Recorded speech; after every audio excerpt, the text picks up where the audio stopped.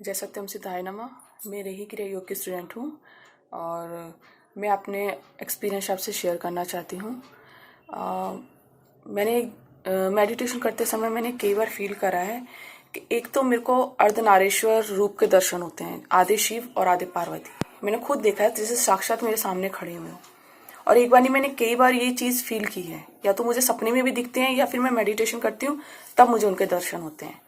और एक बार मैंने ये एक्सपीरियंस किया है कि जैसे मैं मेडिटेशन कर रही थी, तो जैसे मेरे सामने मेडिटेशन कर रही हूँ, मेरे सामने भोले बाबा बैठे हैं। तो अचानक जैसे मेरी शेडो वाइट कलर की निकली है और उनमें मर्ज, भोले बाबा में मर्ज हो गई मेरी शेडो। तो मैंने फिर अपने टीचर से ये इस बारे में पूछा कि क्या है क्या नहीं। तो उन्होंने बोला ये आपका बहुत अच्छा एक्सपीरियंस है, आप सही ट्रैक पे चल रहे हो, आप ऐसे ही कंटिन्यू करते रहिए।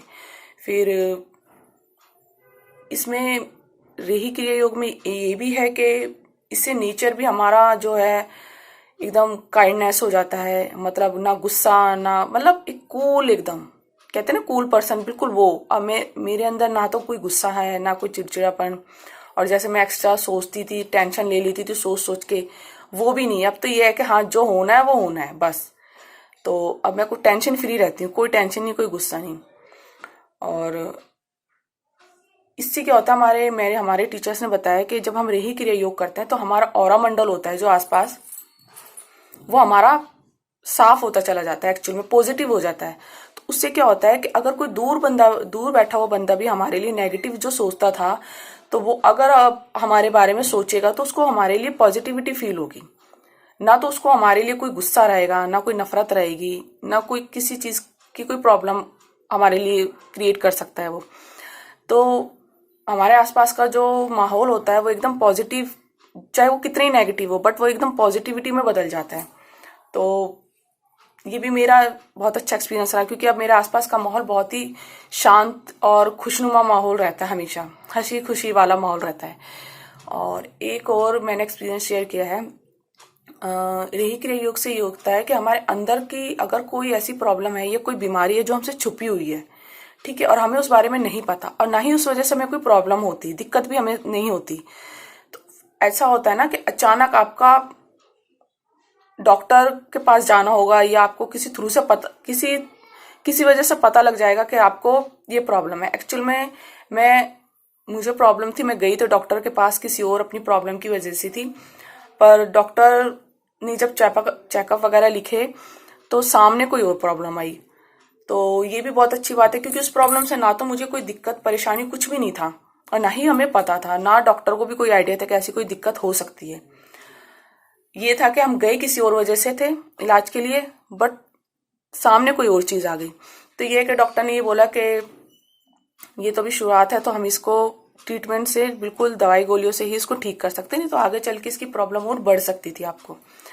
तो रेही क्रिया योग से कि एक तरीके से हमारे अंदर बाहरी रूप से अंदरूनी रूप से हमारे हर तरीके की नेगेटिविटी हो, कोई बीमारी हो, कोई किसी भी तरीके की परेशानी हो, हमारी एक तरीके से आप ये समझ लीजिए सैनिटाइज हो जाती है हमारी बॉडी, बिल्कुल साफ हो जाती है रेही क्रिया योग से।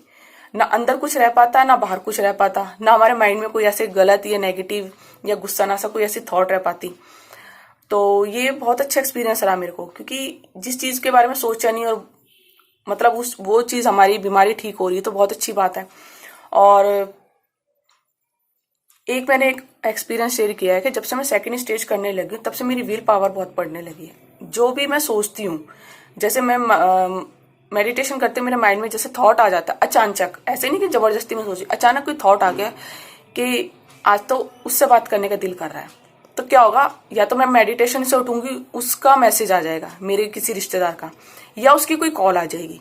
मैंने बहुत बार नोट करा है कि जिस चीज के बारे में मैं सोचती हूँ वो 24 घंटे के अंदर अंदर मेरे सामने वो चीज हो जाती है और पॉजिटिव चीज होती है। ऐसा कुछ नहीं कि मैं गलत सोचूं तो गलत कुछ हो रहा है, नहीं, जो अच्छा मेरे मन में थॉट आता है ना कि नहीं ये होना चाहिए, तो वो हो जाता है।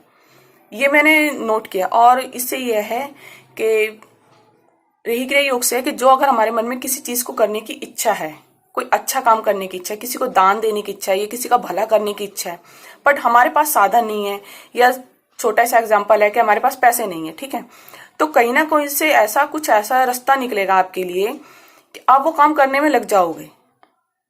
मान लीजिए किसी की आपको हेल्प करनी है बट आपके पास पैसे नहीं है, तो आपको कुछ ऐसे इनकम का ऐसा सोर्स मिल जाएगा कि आपके पास इनकम हो जाए और आप उस इनकम से किसी का भला कर सको।